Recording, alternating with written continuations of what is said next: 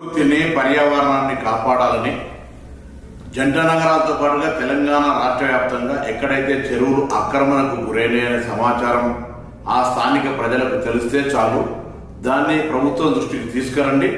ఎంత పెద్దవాళ్ళు ఉన్నా చెరువు ఆక్రమణకు గురి అయిందంటే అక్కడ సంబంధిత అధికారులు వచ్చి తగిన చర్యలు తీసుకుంటారు.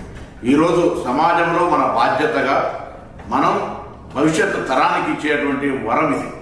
మీ ప్రాంతంలో మీకు ఎక్కడ ఆర్టీఐ ద్వారా తీసుకున్నా పూర్వీకుల దగ్గర నుంచి వచ్చేటువంటి వారసత్వంలో చెరువులు ఎక్కడెక్కడ ఉండనో తెలుసుకొని అవి ఆక్రమణకు గురైతే ఎంత పెద్దవాళ్ళైనా సరే ఏ పార్టీ వాళ్ళైనా సరే ఆ సమాచారాన్ని ప్రభుత్వానికి ఫిర్యాదు రూపంలో చేయండి.